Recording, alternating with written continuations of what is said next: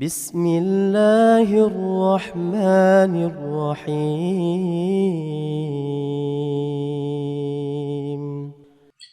بسم الله الرحمن الرحيم.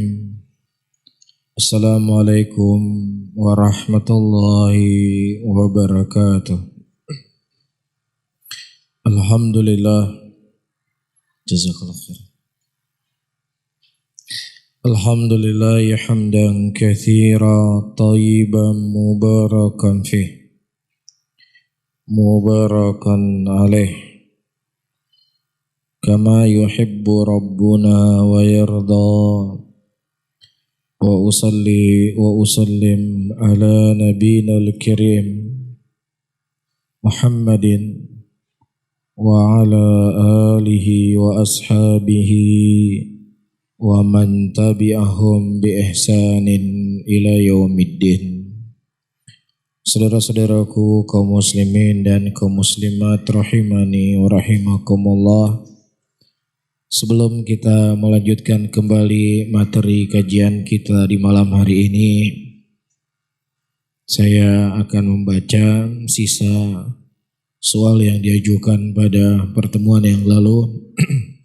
Bismillah. Mohon penjelasannya tentang batasan aurat sesama lelaki yang tinggal satu rumah atau satu kos atau satu kamar. Barakallahu fiik. Wa fikum barak. Mengenai aurat laki-laki, terdapat beberapa pendapat para ulama dalam masalah ini. Sebagian para ulama mereka mengatakan lutut itu adalah bagian dari aurat, sehingga wajib untuk menutup lutut tersebut. Sebagian ulama yang lainnya mereka mengatakan inna surah wa raqabah, pusat dan lutut itu kedua-duanya adalah aurat. Dan sebagian para ulama yang lainnya mereka mengatakan pusat dan lutut itu bukan aurat. Pusat dan lutut bukan aurat, tetapi yang disebut sebagai aurat adalah baina surrah wa raqabah, antara pusat dengan lutut, itu yang dikatakan sebagai aurat. Namun pusat dan lutut itu bukan aurat. Iya. Dan ini merupakan pendapatnya Al-Imam An-Nawawi rahimahullah dari kalangan Syafi'iyah. Kata Al-Imam An-Nawawi rahimahullah, as-sahih al-mansus aina ma baina surrah wa raqabah, ya, wa laysat surrah wa raqabah min al-awrah. Kata beliau, pendapat yang sahih yang ternaskan dari Nabi SAW yang disebut sebagai aurah adalah apa yang antara pusat dan lutut. Adapun pusat dan lutut itu sendiri bukan aurat, kata beliau. Pusat dan lutut bukan aurat. Di antara dalil yang dijadikan dalil oleh para ulama, hadis dikeluarkan oleh Imam Bukhari dalam sahihnya dari hadis Abi Musa al-Asy'ari radhiyallahu taala anhu. Beliau berkata, "Anna an-nabiy sallallahu alaihi wasallam kana qa'idan fi makanan fi ilma." Suatu hari Nabi sallallahu alaihi wasallam beliau berada di sebuah tempat yang ada air. Fankashafa ya rukbatah aw rukbatah. Dan pada waktu itu tersingkap lutut atau dua lutut Nabi sallallahu alaihi wasallam. Hina dakhala Utsman faghatahuma. Ketika masuk Utsman bin Affan, beliau tutup kedua lutut tersebut. Namun ketika masuk Abu Bakar dan Umar radhiyallahu taala anhuma, Nabi sallallahu alaihi wasallam tidak menutup lutut beliau. Ya, ini menunjukkan bahwasannya lutut itu bukan aurat. Jelas ya? Jadi kalau seandainya seorang memakai celana pendek, ya di atas lututnya, ya itu tidak masalah. Tapi kalau seandainya dia memakai celana pendek cuma 1 jengkal dari pinggangnya, maka ini aurat. Karena antara lutut dengan pusat itu aurat. Lutut tidak masuk. Jelas? Jadi ini berlaku bagi siapapun, saudara kandung. Ya, laki dengan laki saudara kandung, maka tidak boleh dia melihat aurat satu dengan yang lainnya. Kecuali si istri boleh dia melihat aurat suaminya. Nah, apalagi yang bukan ya kandungnya, teman kosnya dan lain sebagainya. Maka ya dia tidak boleh menampakkan kecuali hanya pusat dan lutut saja. Adapun di antara pusat dan lutut tidak boleh dia nampakkan kepada siapapun kecuali kepada istrinya. Iya.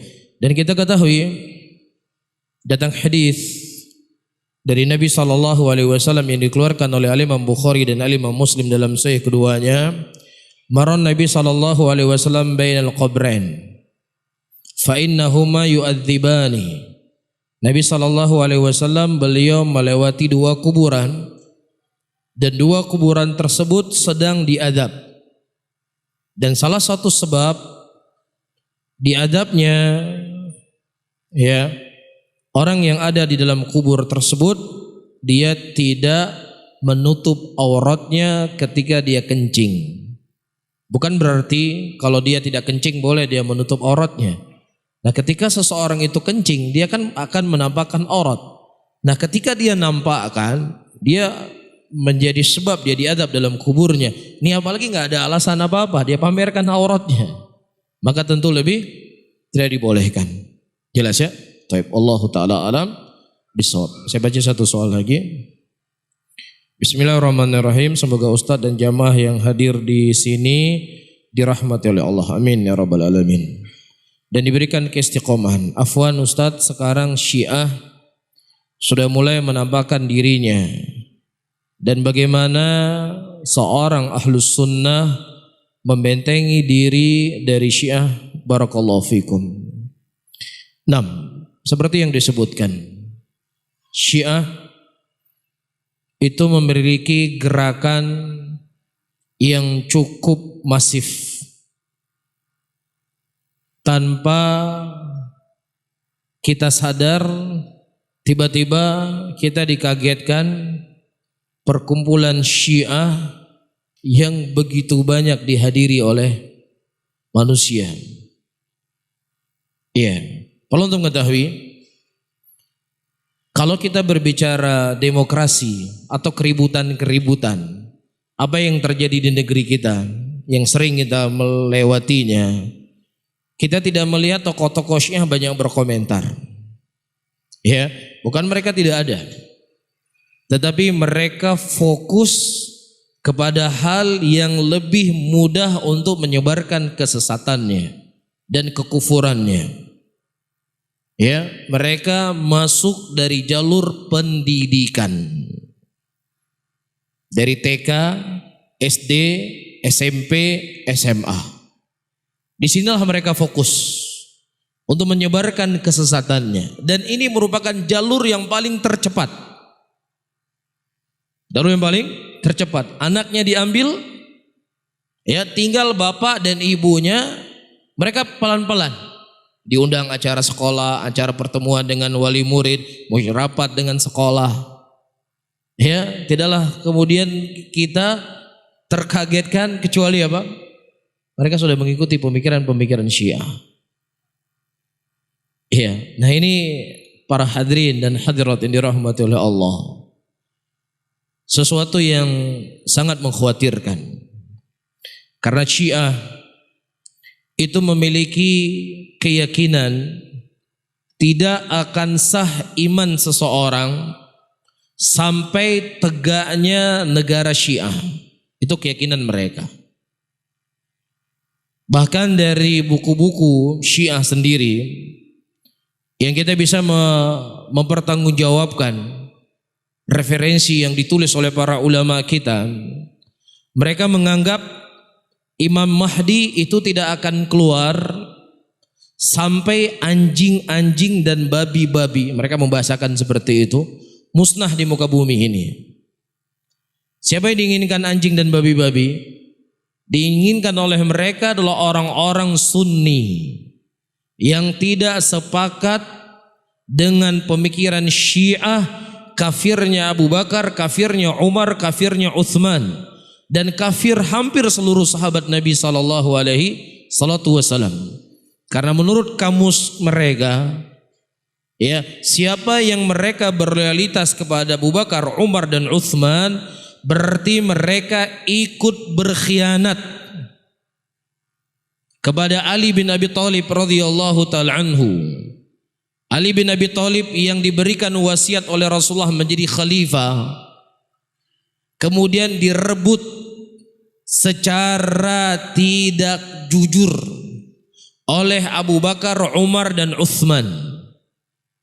Nah, siapa yang mengakui tiga khalifah ini berarti mereka ikut serta dalam pengkhianatan ini. Itu teorinya mereka. Ya, dan mereka sangat militan. Ketika mereka minoritas, mereka punya takiyah. Apa itu takiyah? Boleh berbohong. Namun ketika mereka dalam kondisi mayoritas, para hadirin dan hadirat bisa melihat sendiri tanpa perlu untuk saya ceritakan. Dan banyak mahasiswa-mahasiswa yang mereka mendapatkan biaya siswa gratis belajar di KUM. Banyak sekali, dan sebagian mereka sudah pulang ke negeri kita. Makanya apa yang telah saya sampaikan pada pertemuan yang lalu, sebesar apapun kekuatan orang-orang yang ingin menghancurkan Islam, mereka tidak akan mampu untuk menghancurkan Islam. Karena Allah Subhanahu wa taala telah menjamin, inna nahnu nazzalna dzikra wa inna lahu lahafizun.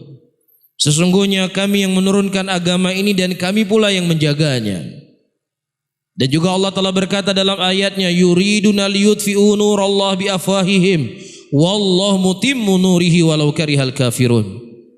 Mereka ingin memadamkan cahaya Allah, mereka ingin mematikan Islam, tetapi justru Allah Subhanahu wa taala lah yang akan menyempurnakan dari cahaya Islam tersebut. Ini menunjukkan mereka tidak mampu, tidak akan mampu meredupkan cahaya Allah Subhanahu wa taala di muka bumi ini. Sebesar apapun kekuatan mereka, sehebat apapun taktik totnya mereka, sebanyak apapun dana yang mereka punya. Namun apa? Yang kita khawatirkan adalah diri kita masing-masing. Karena diri kita masing-masing tidak ada satupun jaminan dari ayat Al-Quran dan hadis Rasulullah. Siapa yang ikut pengajian di malam Ahad atau di malam Selasa atau di hari yang lainnya di Masjid Oman itu dapat jaminan masuk surga? Nggak ada jaminan. Tidak ada satupun kita dijamin hal yang seperti ini. Mafhum ya? Namun ketika tidak ada jaminan, maka inilah yang perlu untuk kita khawatirkan. Berusaha membentengi diri kita dengan ilmu, membentengi diri kita dengan akidah as-sahihah. Ini yang bisa menyelamatkan kita. Sesuatu perkara yang sudah jelas keharamannya, apa itu? Hubungan tanpa adanya akad dalam pernikahan. Jelas itu hukumnya zina. Haram hukumnya. Ini diketahui oleh orang yang paling jahil sekalipun. Ini diketahui oleh orang yang paling minim di dalam ilmu agamanya. Dia ngerti yang namanya hubungan badan tanpa ada ikatan pernikahan namanya zina. Pelacur yang sedang melacurkan dirinya, yang dia menjajakan auratnya, dia mengambil upah, dia tahu kalau itu haram. Tapi subhanallah, dikarenakan syubhat, ya, dia mendengar sesuatu yang haram tadi, dia dengar, akhirnya itu menjadi sebuah keyakinan. Ya, sesuatu yang yang luar biasa anehnya. Keluar dari kampus yang disebut sebagai kampus Islam, buku yang mengatakan apa? Dalam Islam tidak melarang hubungan badan di luar ada akad nikah. Luar biasa. Kalau ini keluarnya dari orang-orang kafir, wajar. Kalau orang kafir memang benci kepada Islam. Ini buku keluar di universitas yang diharapkan mereka keluar dari universitas tersebut bisa membela Islam, bisa menyebarkan kebaikan di tengah-tengah muslimin. Tetapi justru apa? Di kampus-kampus itulah keluar hal-hal yang aneh. Iya, antum hari ini bisa benci dengan yang namanya Syiah. Bisa benci Syiah begini dan begini dan begini. Iya, di tangan kita tuh ada HP. Setiap saat kita memegang HP kita. Dan setiap saat masuk informasi-informasi yang tidak ada niat untuk kita mendengar, tetapi terkadang ada ketertarikan. Apa sebenarnya ya? Coba saya dengar. Ternyata mereka juga punya dalil. Ternyata mereka juga punya hujjah. Ternyata mereka juga punya argumentasi. Sehingga saya harus bersikap adil, bersikap bijak. Jangan hanya mengambil ilmu dari satu sisi saja. Harus melihat dari sisi-sisi yang lainnya. Jadi hati-hati. Jadi bagaimana cara kita membentengi diri kita? Semangat belajar menuntut ilmu. Iya, tidak ada sesuatu yang lebih bermanfaat untuk kita membentengi diri kita dari segala bentuk kerancuan. Lebih dari apa? Lebih dari ilmu. Karena Rasulullah menjamin orang-orang yang mereka belajar dan menuntut ilmu, ya, mereka akan dimudahkan jalan menuju surganya Allah Subhanahu wa taala. Man salaka tariqan yaltamisu fi ilman sahhalallahu lahu bihi tariqan ilal jannah. Barang siapa yang seseorang memudahkan jalan untuk menuntut ilmu, maka Allah akan mudahkan baginya jalan menuju surganya Allah. Dan insyaallah ini akan menjadi PR pembahasan kita. InsyaAllah pada pertemuan-pertemuan yang akan datang, saya akan membaca beberapa i'tiqad, keyakinan-keyakinan Syiah yang diambil dari buku-buku Syiah oleh para ulama kita, dan mereka bantah dengan Al-Quran dan hadis Rasulullah sallallahu alaihi wasallam. Baik, kita lanjutkan kembali pembahasan kita. Sebagaimana yang telah saya janjikan pada pertemuan yang lalu, pada malam ini kita akan membahas tentang hukum, ya, muslimin dikubur di negeri kafir. Kata Syekh di sini, "Idza matal muslimu fi biladil kuffar fa innahu yajibu ala walihi aw man ulima bihi minal muslimin ayanqilahu an biladil kuffar ila biladil muslimin hatta yudfanu fi biladil Islam." Ketika meninggal seorang muslim di negeri-negeri kafir, maka wajib bagi walinya atau siapa yang diketahui dari kalangan muslimin untuk memindahkan jenazahnya dari negeri kafir kepada negeri Islam, supaya dia bisa dikubur di kuburan muslimin di negeri Islam itu sendiri. Dan ini disebutkan oleh Sahibul Furu di jilid yang kedua di halaman 281. Ya, sebagaimana diucapkan oleh Abu Al-Ma'ali rahimahullah, beliau berkatakan wajibu, wajib untuk memindahkan jenazah yang meninggal di negeri kafir kepada negeri Islam, kecuali dalam keadaan darurat yang tidak akan mungkin bisa dipindah. Apakah negeri tersebut misalnya negeri perang, atau misalnya akan kesulitan tidak memiliki biaya untuk memulangkan ke negeri muslimin, maka ini lain hal. Tapi kalau seandainya ada kemampuan, maka tidak boleh seorang muslim dikubur di negeri kafir. Iya. Wala yajuzu ayyudfanul muslim baina dhuhril kuffar aw fi maqabirihim lianna dhalika isa'atun lil muslim lianna al maqabir al muslimin fiha rahmah wa maqabir al musyrikin fiha al adab. Tidak boleh untuk dikubur seorang muslim di antara orang-orang kafir atau di kuburan-kuburan mereka, dikarenakan ini merupakan sifat jelek kepada seorang muslim. Dikarenakan kuburan-kuburan muslimin di dalamnya ada rahmat. Iya, adapun kuburan-kuburan orang-orang musyrikin di dalamnya apa? Azab. Ya kan? Jadi kuburan itu bisa dia merupakan lubang dari lubang neraka dan dia bisa menjadi taman dari taman surga. Dan kita memastikan orang yang mereka kafir, orang mati dalam keadaan kafir, pasti kuburannya apa? Lubang dari lubang neraka. Maka tidak boleh muslimin dikubur di situ. Iya.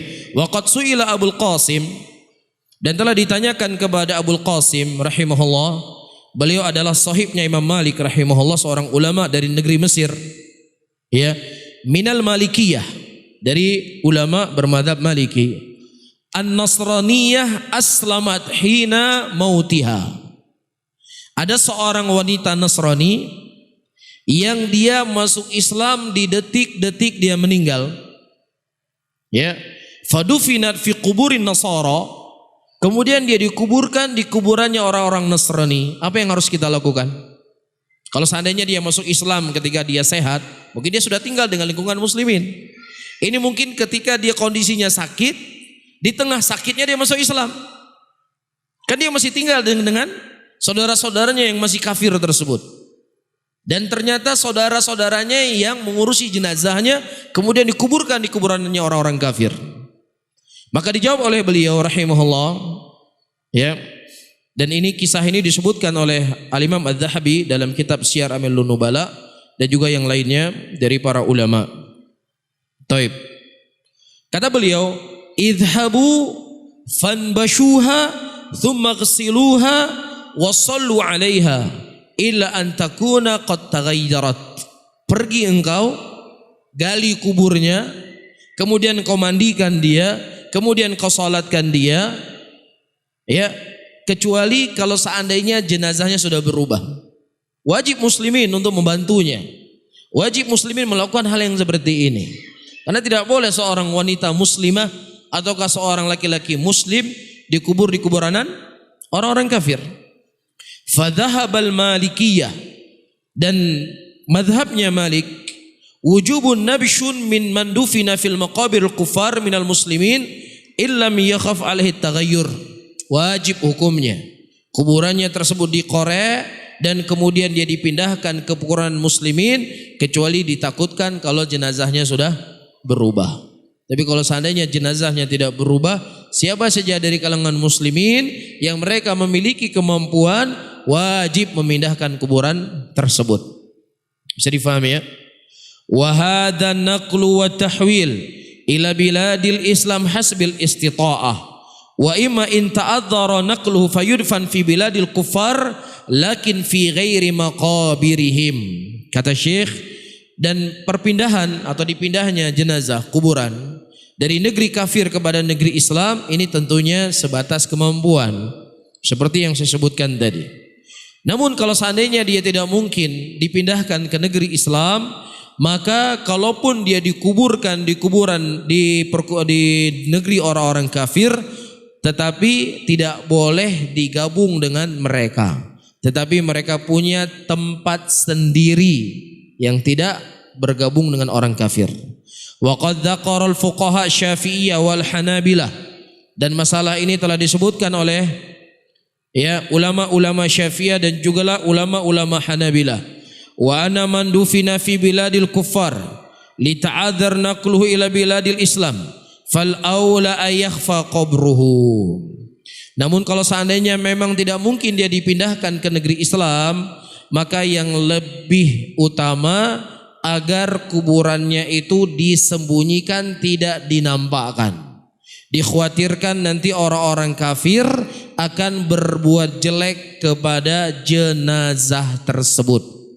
Apalagi bisa dipastikan jenazahnya itu akan dikorek, ya kemudian mayitnya mungkin akan dilecehkan bagi orang kafir, maka hukumnya lebih wajib lagi untuk apa? Disembunyikan. Jelas ya? Baik. Kemudian permasalahan selanjutnya. Aina tudfanul kafirah al-hamil min rajul muslim? Di mana dikuburkan seorang wanita yang kafirah tetapi dia hamil dari seorang laki-laki muslim. Kita ketahui sebagaimana yang telah saya singgung pada pertemuan yang lalu, bolehnya laki-laki muslim secara hukum Islam menikahi wanita dari kalangan ahlul kitab selama wanita ahlul kitab itu bukan musyrikin. Yang kedua, dia bukan sebagai penzina, tapi dia kafir. Jelas ya? Nah, bagaimana kondisi yang saya sebutkan tadi? Dia hamil, meninggal. Dalam perutnya masih ada janin, bayi dari laki-laki yang muslim. Apakah dia dikuburkan di kuburan orang-orang kafir atau dia dikuburkan di kuburan muslimin karena bayinya seorang muslim? Iya. Di sini disebutkan idza matat kafirah wa hiya hamilun bi muslimin wa mata janinuha fi jawfiha faltudfan fi maqabiril muslimin aw fi maqabiril kuffar aw fi makanin akhar. Apabila meninggal seorang wanita yang kafir dalam keadaan dia menghamil seorang anak yang muslim dan janinnya juga ikut mati bersamanya, apakah dia dikubur di kuburan orang-orang muslimin ataukah di kuburan orang-orang kafir atau di sebuah tempat, bukan di kuburan orang muslimin, bukan di kuburan orang kafir. Iya. Dan masalah ini ada 3 pendapat para ulama. Yang pertama, mereka mengatakan innal kafirah idza matat wa fi batniha waladun muslim tudfanu fi maqabir kuffar fatudfa ila ahli diniha liyatawallaw ghaslaha wa dafnaha wa hadzal qaul marwi an-Zuhri wa Atha wa rahimahumullah. Pendapat yang pertama, orang-orang wanita yang kafir tadi, apabila dia mati dalam perutnya ada bayi seorang muslim, maka dia tetap dikuburkan di kuburannya orang-orang kafir. Dan yang mengurusi jenazahnya adalah orang dari agamanya, yang memandikannya, yang menguburkannya, semua dari kerabatnya. Jangan orang Islam yang menguburkan dia.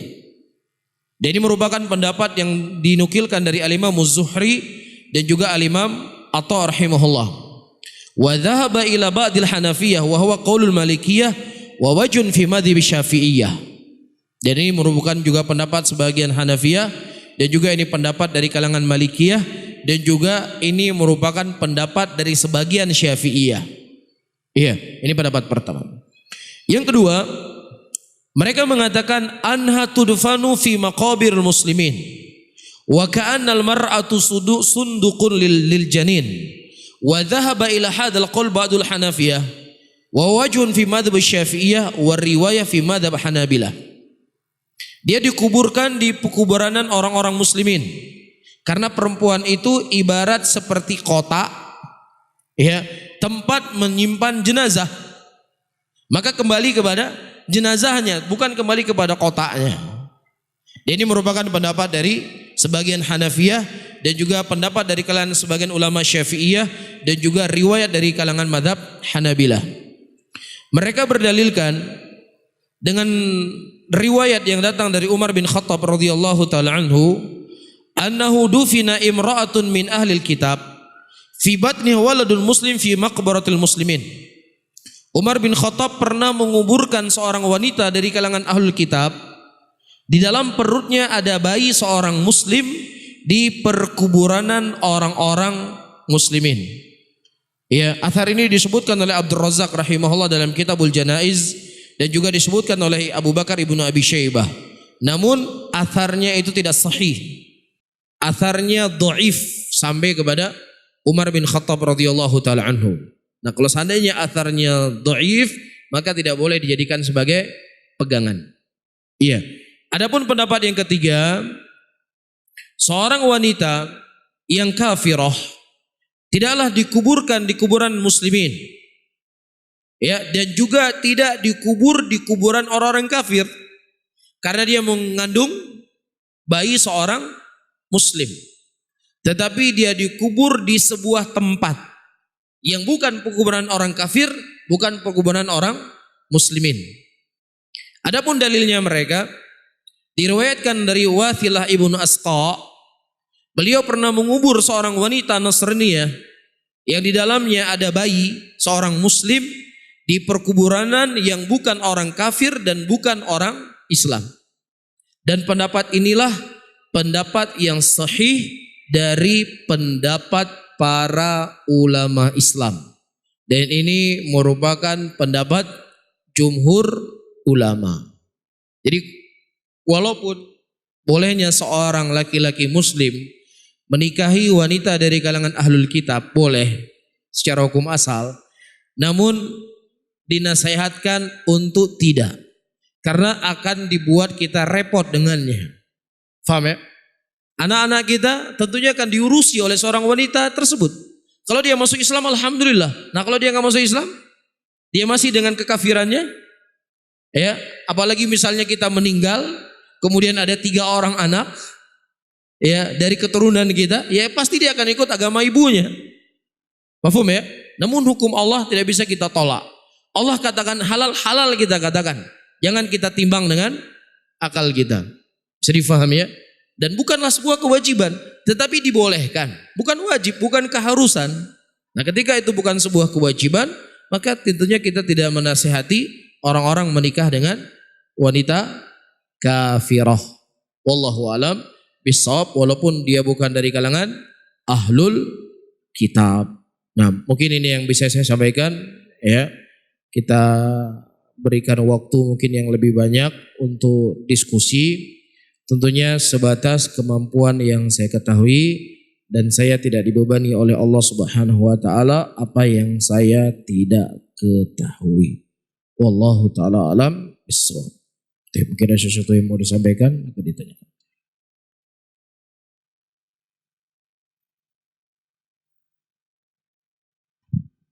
Bismillah. Ustaz, Ana mau nanya kenapa Allah dalam Al-Quran banyak mengucapkan kata-kata kami. Ya. Kami menurunkan, kami begini gitu. Itu aja Ustaz. Nah, pertanyaannya, kenapa Allah Subhanahu wa taala menyebutkan banyak ayat di dalam Al-Qur'an dengan kalimat kami? Iya. Sesuatu yang muhkam yang datang dari Allah Subhanahu wa taala, Qul huwallahu ahadun. Katakanlah bahwasannya Allah itu adalah esa. Ini adalah sesuatu yang muhkam, sesuatu yang jelas, sesuatu yang gamblang. Allah itu esa dalam rububiyahnya, esa dalam uluhiyahnya, dan esa di dalam asma dan sifatnya. Adapun ayat-ayat, semisal ayat yang kita baca tadi, Inna nahnu nazzalna dzikra wa inna lahu lahafidun. Sesungguhnya kami yang menurunkan agama itu, dan kami pula yang menjaganya. Dan kalimat kami di dalam bahasa Arab itu diinginkan adalah yu'azzam nafsuhu, yaitu untuk mengagungkan dirinya. Itu di dalam bahasa Arab. Dan Allah Subhanahu wa taala fa'alu liman yurid. Allah Subhanahu wa taala melakukan apa yang diinginkan oleh Allah Subhanahu wa taala. Namun orang-orang kafir atau penyambung-penyambung lidah dari orang-orang kafir, mereka coba mengotak-atik Al-Qur'an untuk menanamkan keraguan di tengah muslimin. Islam ini tidak konsekuen. Islam ini agama Al-Quran bukan kitab yang itu mengandung kebenaran mutlak. Buktinya lihat. Dalam ayat disebut Qulullahu ahad. Dalam ayat yang lain disebutkan kami. Yang namanya kami itu kan rame-rame. Inilah menunjukkan bahwasanya Al-Quran ini adalah ciptaan manusia, buatan manusia, bukan kitab suci. Iya. Nah, orang-orang yang mereka minim daripada ilmu, ya, jauh dari akidah as-sahihah, ketika mendengar ucapan-ucapan seperti ini, mungkin di awalnya dia akan berontak. Tapi kalau kalimat ini terus diulang-ulang, akhirnya apa? Menjadi sebuah keyakinan di dalam hatinya. Disebutkan dalam sebuah kisah, dan kisah ini sudah sering saya sampaikan. Ada seorang laki-laki, dia membawa seekor sapi. Di tengah perjalanan, seseorang berkata, ya fulan, berapa kamu jual kambingmu? Dia bawa sapi. Yakin 100% yang dia bawa adalah apa? Sapi. Kemudian ketika ditawarkan berapa harga kambing engkau, dia marah. Apa kamu buta? Ini yang saya bawa ini sapi bukan kambing. Dan juga saya tidak punya niat untuk menjual sapi saya. Kemudian dia bertemu dengan orang yang lainnya. Dan orang lainnya berkata dengan ucapan yang sama, ya fulan, berapa kamu jual kambing kamu? Dia masih tetap dengan pendiriannya, dengan keyakinannya, tapi sudah mulai apa? Intonasinya sudah mulai berkurang. Kemudian dia berjalan lagi di simpang jalan, ketemu orang lagi, ya fulan, berapa kamu jual kambing kamu? Akhirnya mulai ragu-ragu, nyo kambing belum mulai. Ini kambing atau sapi ini sebenarnya nih? Ya, mulai apa? Ragu.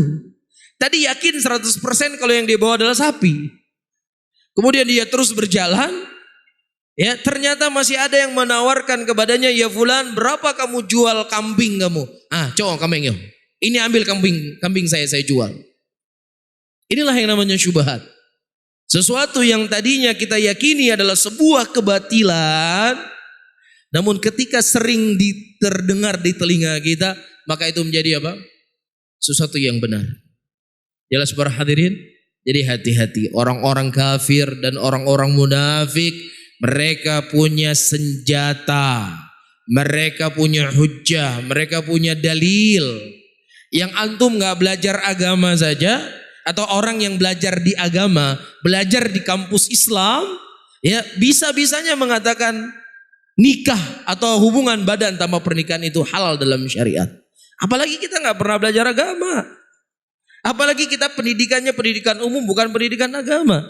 Justru akan lebih ya mengkhawatirkan dari beraneka syubhat dan syahwat yang ada di luar sana. Allahu a'lam bishawab. Silakan Pak Nur.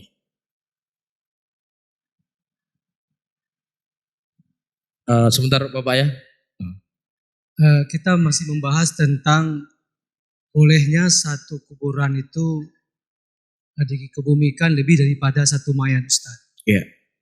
Kita semua sudah menerima apa yang Ustaz sampaikan tentang hal tersebut, Ustaz. Iya. Dan yang jadi pertanyaan, dengan kondisi sekarang, terutama di kota-kota besar, Ustaz.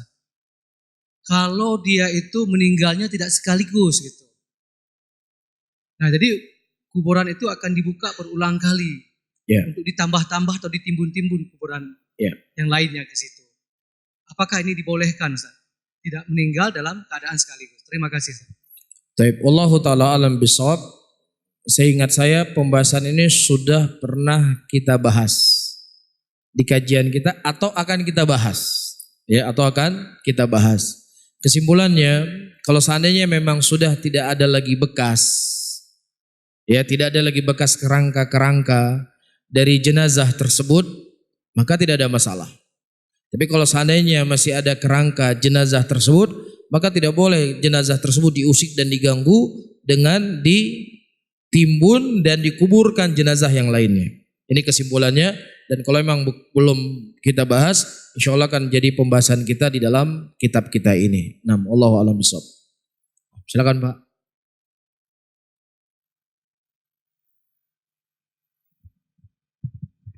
Assalamualaikum warahmatullahi wabarakatuh. Waalaikumsalam warahmatullahi wabarakatuh. Yang mulia guru kami Ustaz Haris Abu Nafal. Dari materi yang guru sampaikan tadi, ada 3 jenis kuburan kalau tidak salah tangkap saya. Ya. Kuburan muslimin, kuburan orang kafir. Yang ketiga bukan kuburan bukan muslim dan juga kafir. Bukan kafir. Nah, yang 2 pertama tadi indikasinya sudah jelas. Ya. Yang ketiga ini bagaimana indikasinya, Pak? Mohon penjelasannya. Masya Allah, pertanyaan yang sangat bagus sekali. Para hadirin dan hadirat yang dirahmati oleh Allah. Pembagian kuburan itu ada 3 ketika berada di kondisi negara yang mayoritasnya adalah negara orang-orang kafir. Tetapi kalau di negeri muslimin sudah jelas, Ini kuburan orang kafir di negeri kuburannya orang Islam. Sudah jelas ya, di negeri kita. Tapi kita berbicara ini di kuburan di negeri kafir. Yang mereka memang menyediakan mungkin kalau kuburan mereka sudah jelas. Ya. Nah, di kuburan orang muslimin. Ya, mungkin ada di sebagian tempat negeri-negeri orang kafir yang memang itu khusus dikubur di kuburan orang Islam. Maka ibu tadi yang dia kafirah, yang dia hamil seorang anak bayi dari laki-laki yang muslim, maka dia tidak dikubur di sini. Karena apa? Karena jenazahnya adalah seorang bayi yang muslim. Dia juga tidak dikubur di kuburan orang muslimin. Kenapa? Karena si ibunya kafirah. Jadi di sebuah tempat yang bukan kuburan orang kafir, bukan kuburan orang Islam. Itu kondisinya ketika negerinya negeri kafir. Taib. Allahu a'lam bishawab. Saya baca satu lagi. Taib. Saya baca satu lagi. Bagaimana hukumnya kunut subuh? Karena masih ada anggota keluarga yang mengamalkannya. Terima kasih. Saudara-saudaraku muslimin dan muslimat yang dirahmati oleh Allah. Allah Subhanahu wa taala tidaklah membebani seseorang kecuali apa yang dia ketahui. Itu hal yang pertama. Hal yang kedua, segala sesuatu yang kita ucapkan dan segala sesuatu yang kita amalkan, yang paling terpenting kita sudah memiliki jawaban di sisi Allah Subhanahu wa taala. Ini yang paling terpentingnya. Jadi disebutkan athar ini dari sebagian para ulama salaf. Beliau berkata, tidaklah aku mengucapkan sebuah ucapan dan tidaklah aku mengamalkan sebuah amalan kecuali aku memastikan ya sudah ada jawaban itu di sisi Allah Subhanahu wa taala. Jelas ya? Yang ketiga, para hadirin dan hadirat yang dirahmati oleh Allah, datang hadis dari Anas bin Malik radhiyallahu taala anhu yang dikeluarkan oleh Imam Bukhari dan Imam Muslim dalam sahih keduanya atau satu di antara keduanya. Rasulullah sallallahu alaihi wasallam pernah kunut dalam sholat 5 waktu. Dalam sholat 5 waktu selama 1 bulan. Thumma tarakahu. Kemudian beliau meninggalkannya. Ini hadis datang di dalam Sahihain Bukhari dan Muslim. Kemudian datang juga hadis dari Anas bin Malik yang diriwayatkan oleh Al-Imam Tirmidzi dan selain dari beliau. Di luar kitab Sahihain, di luar Sahih Bukhari dan di luar Sahih Muslim, disebutkan di situ wa amma fi salatil fajri, adapun dalam salat subuh Nabi sallallahu alaihi wasallam terus menerus beliau kunut sampai beliau berpisah dengan dunia. Ya, ini lafaz hadisnya di luar Bukhari dan di luar Muslim, tetapi dikeluarkan oleh Imam At-Tirmidzi. Ya. Disebutkan oleh Al-Hafidz Ibnu Hajar, oleh Al-Hafidz Ibnu Rajab, seorang ulama dari Hambali, seorang ulama dari kalangan ahlul hadis, ya. Beliau mengatakan bahwasanya hadis ini ada seorang rawi yang bernama Abu Ja'far Ar-Razi. Abu Ja'far Ar-Razi adalah seorang rawi yang dhaif, yang lemah. Bersama dengan itu dia menyelisihi dari imam-imam yang thiqat, menyelisihi imam-imam yang besar. Imam-imam yang thiqat, imam-imam yang thiqah, tidak ada satupun riwayat yang menyebutkan adapun salat subuh. Tetapi tambahan ini ditambah oleh siapa? Abu Ja'far Ar-Razi. Sehingga kesimpulannya Ibnu Rajab rahimahullah menghukumi hadis ini adalah hadis yang mungkar. Itu menurut Ibnu Rajab. Bisa difahami? Iya. Kedua, kemudian saya tutup pengajian di malam hari ini.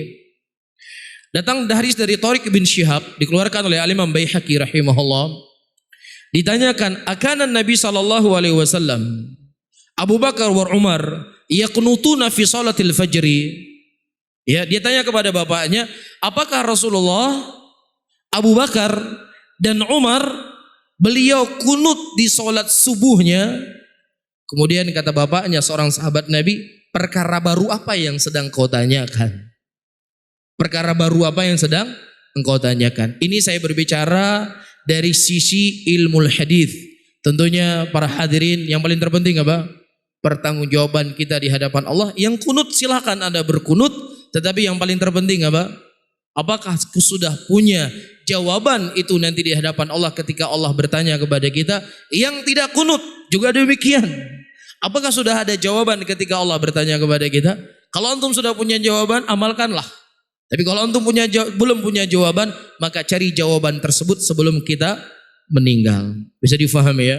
Nah, wallahu a'lam bishawab.